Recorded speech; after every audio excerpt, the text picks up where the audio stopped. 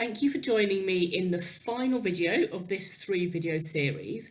And I'm just really excited and honoured to be able to help you heal from the difficult parts of your childhood, really so that you can live your life without the past getting in the way, because for me, that's what it's all about. And what I want to be able to help you to do in this video, we'll be talking about kind of how to do this, is for you to be able to take the parts of your childhood or the things that were missing in your childhood and offer them to yourself, because that is when healing really happens. That's when the past no longer has power over us, really.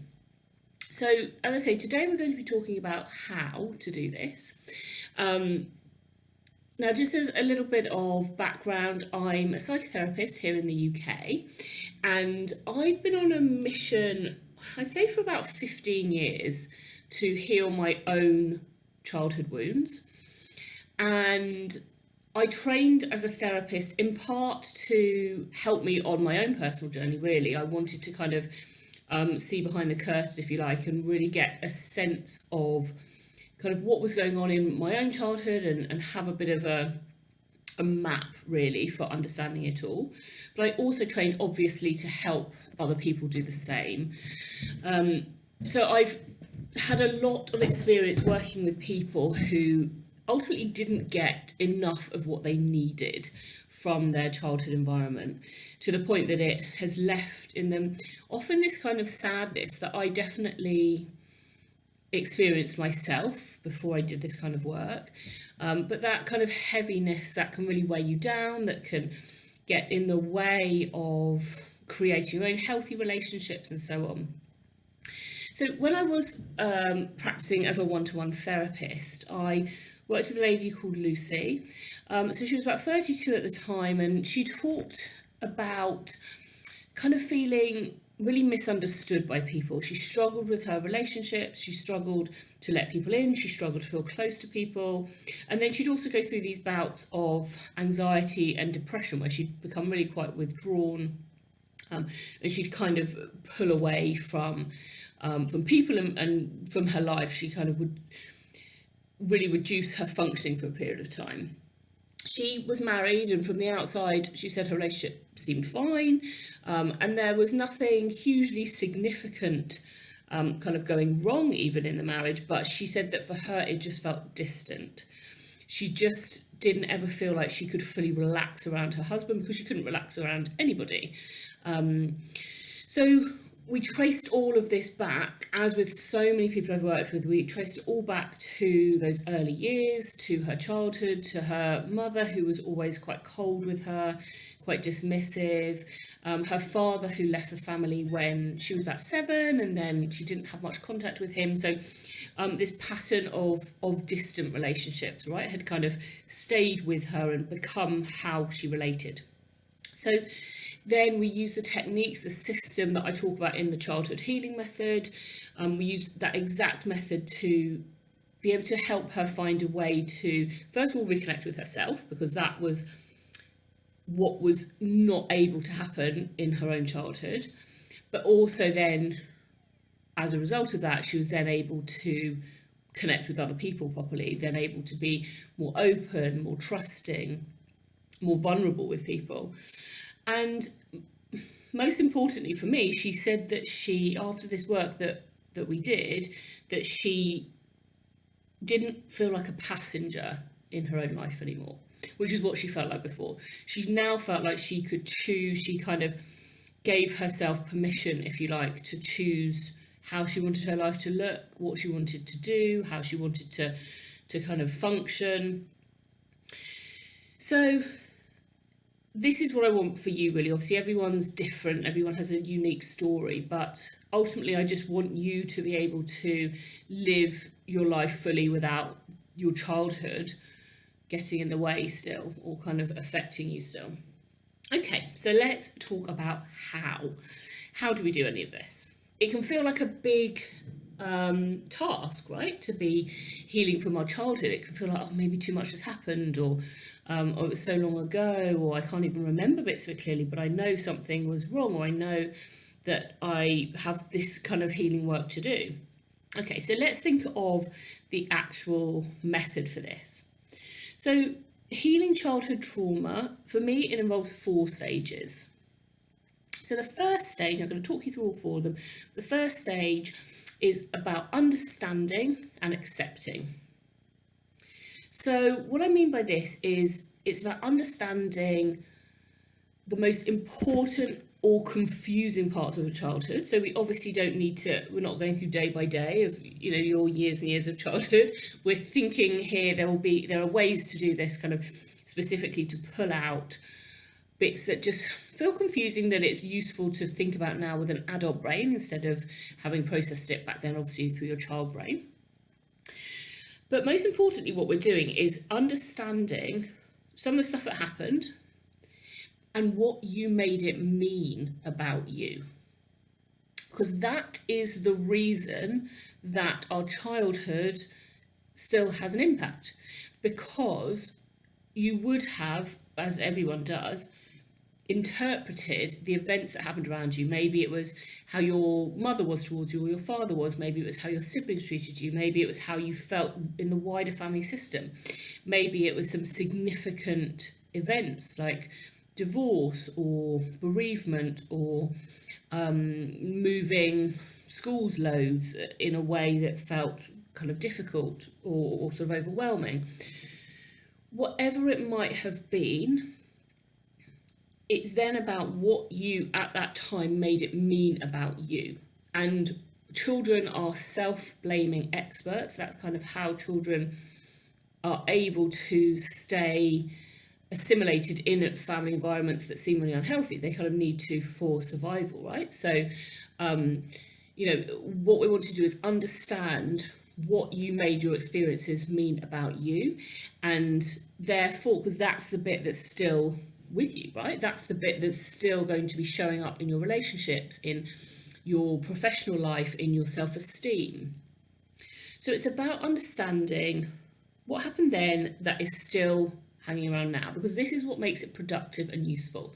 My approach to healing from your childhood wounds is not about just rehashing the past for the sake of it. We're not getting into all of the blame territory, which is exhausting and draining. I want better for you. I want you to be able to really hone in on what happened then, what's still happening now, and let's work through it. So just to help you kind of get started with this, if you want to, I invite you to do this little exercise. So one way to kind of get started with what I just discussed there, this kind of understanding part, is to start thinking about your core beliefs. Okay, so we all of us hold core beliefs. They're beliefs that we hold kind of most true to ourselves when all is said and done. Okay, so kind of at the end of the day, when we hash through our persona or our coping strategies or how we want people to think of us, see us, how we want to be seen, when we get through all of that, then what we're left with is what we really feel about ourselves, what we really believe to be true. And we all have positive core beliefs and negative core beliefs. So for the sake of this being useful, I want you to focus on your negative core beliefs, because those are the beliefs that are getting in the way now, right? Our positive beliefs obviously generally support and help us. But if you only have positive core beliefs, I'm guessing you would not be watching this video to this point. And actually nobody has just positive core beliefs anyway. So I'll invite you to follow along, do this exercise, and obviously feel free to pause this video in a moment so you have time to do it. So I'd like you to write down on a piece of paper or on your phone or wherever, write down I am ... Then underneath that, write down people are ...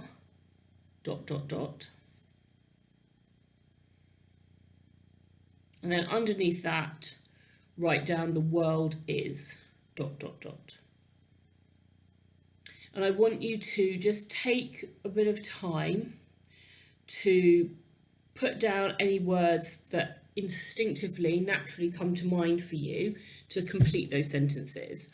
It might be one word, it could be a couple of words or a handful. You don't need kind of more than 3 for each one, but you can just have one as well. If one just comes to mind, then go with that.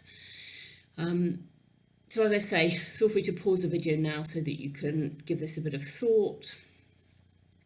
So whatever words you came up with, that will start to just give you a bit of an insight really into some of the beliefs that developed in your childhood, because our core beliefs develop typically by the time we're about 7, so in our first 7 years.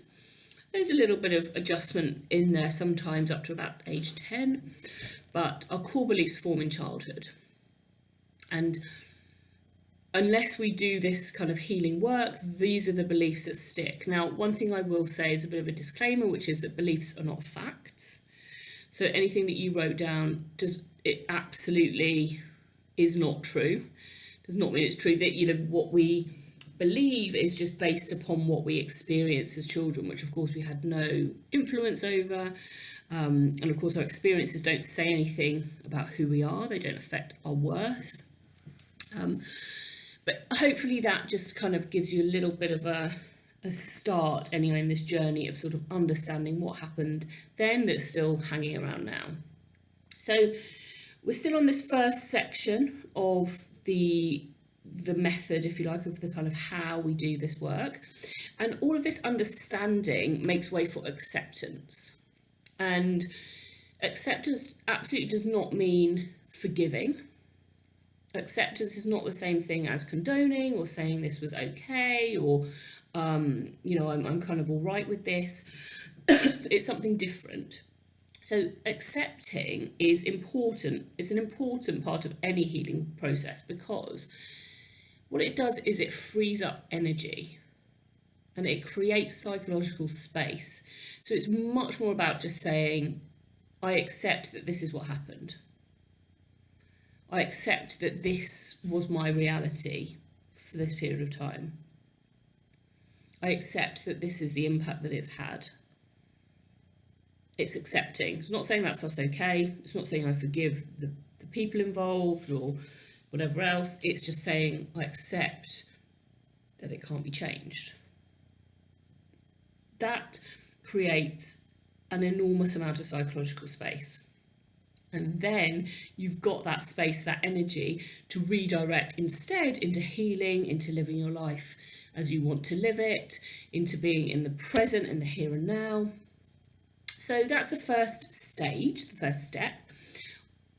The second step is about healing old wounds. Okay, so what we do with this is we go in to connecting with your inner child and your inner teenager, seeing what they're still holding, seeing what old wounds are still kind of hanging about and showing up in how you treat yourself, how you respond to other people, how you make decisions, showing up in your mood, all of that kind of stuff. So it's about inner child, inner teenager stuff, because that's where all of the old wounds are kind of held. And through that kind of work, you'll be able to identify those coping strategies that are still hanging around now, that were useful back then, but they're not useful now. But knowing that they served a purpose and being able to bring kind of healing to those parts of you, to those strategies, to your inner child, to your inner teenager, so that you can really give yourself permission to let go of them, and you can choose to do things differently now, because that is how we grow, is when we say, okay, so this is how it was, but this is not how it's going to be. The third stage of healing from a difficult childhood is about relearning relationships, essentially. It's about learning how to do relationships in a healthy way, because a difficult childhood always impacts our ability to trust people. It impacts our ability to connect, to be available to other people fully. It impacts our ability to be vulnerable with people, which we need to do to achieve emotional intimacy. So it's about relearning relationships. And if you didn't see it, go have a look at my second video, because I did a whole chunk in there about running you through a method or a tool in that video of how to have more conscious relationships, how to kind of approach relationships in a bit of a different way. So relearning relationships, and I call it relearning because, as I say, we learn how to do relationships in our childhood. And if we've learnt that from people who weren't conscious themselves, who weren't able to have healthy relationships themselves, then we're obviously going to take all of that on board, right? So relearning how to have healthy relationships, it will open a whole new world really of fulfillment, of meaning, because even if we're surrounded by people, if we're not able to really connect with them, we're not able to really be authentic with them, we're not feeling safe enough to do that, then life is going to feel lonely. You could have hundreds of friends or people around you, but if you can't connect with any of them, we may as well just be in a room on our own. So for me, this is a vital piece of the puzzle. So then the final stage is all about you reclaiming reclaiming yourself. So this means getting very clear on who you are, on what you want from life, on what feels meaningful and valuable to you, creating a positive relationship with yourself. Things like, this is where we're learning tools to manage stress, because stress will always be a part of life, and that's something that ideally we learn in childhood, and if we haven't, then it's an important thing that we need to learn. That's part of reclaiming our own power, so that everything that happens around us doesn't take over and become something that kind of swipes us out for months at a time. We want to be able to manage stress in a moderated and healthy way that's consistent. And this is also about becoming your own parent. So it's learning those skills of parenting yourself, because what that will do is mean that you will no longer be looking to maybe your partner or your friends or even your own children to parent you. You'll be able to do that for yourself. So that will instantly make your relationships better. It will help you to feel more empowered. And it's that final part of the healing puzzle for me, because if you didn't get the parenting that you needed when you were a child, then it does mean that, we keep searching for it. It makes sense. Okay, we keep looking. Okay, I was looking for this from mum and I didn't get it, and maybe it's in this friend, or maybe my manager can give me that, or maybe my daughter can give me a bit of that somehow. We keep searching for it until we stop and give it to ourselves. A good starting point with this process of reclaiming yourself is to be doing some values work, to be getting clear on your values, because when you work out your values, that instantly gives you kind of clarity and a bit of a roadmap, essentially, for how to live your life, how to make decisions, how to make choices that are congruent with you, rather than maybe congruent with what your family wants, perhaps, or what other people might think of you, or what you think you should be doing. If you get clear on your values, you've got that clear roadmap. It's like your North Star, something that you can keep following, keep coming back to when life derails you or feels difficult. So I've attached something to this email which will help you through that process.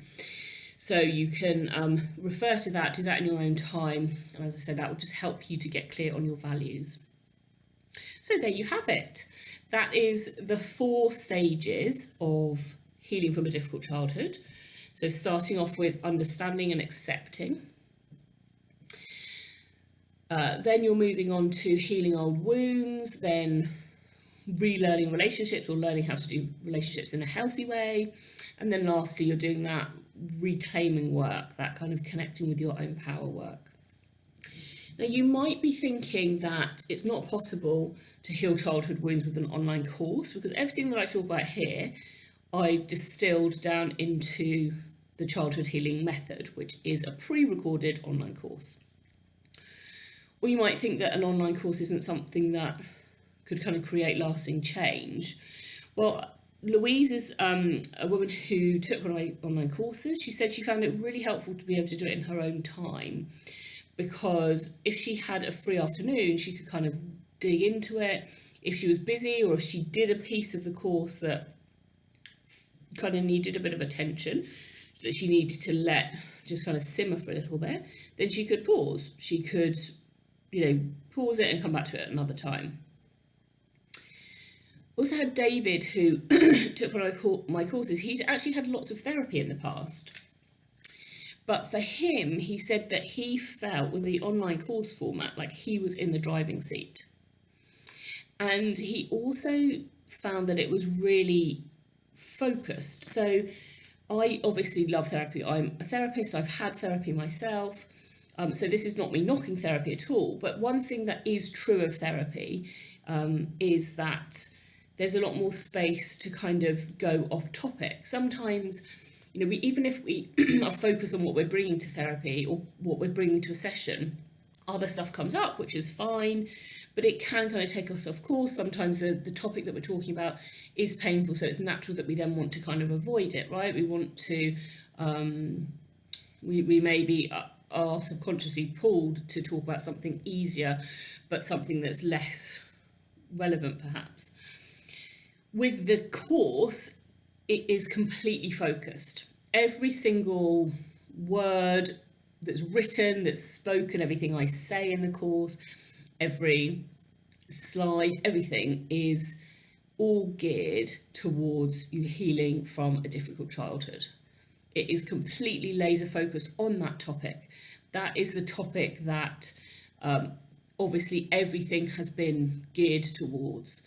So anyway, David said that he really noticed that in one of my other courses, that it was so focused, and that meant that he could really sort of get down into the roots, if you like, of that topic. And that's exactly what I do in the childhood healing method. There are lots of ways that the method can obviously impact your life, and everybody is unique, everybody is different, everybody will need something slightly different, but ultimately it's about learning one part of it is about learning those vital life skills, right, that you wouldn't have got in your own childhood, probably, if this is a topic that you're interested in. So coping with stress, having healthy relationships, being able to take care of yourself consistently, all of that stuff, which are all really important, vital pillars for living a healthy life. But beyond that, which is maybe the more kind of practical stuff, beyond that, what this course is about for me is really about helping you to acknowledge, allow, and then kind of naturally transform those painful feelings that originated in childhood. Because I know firsthand that having a childhood that was difficult, maybe overwhelming, you didn't get the emotional kind of contact and support that you needed at the right times, that's really painful.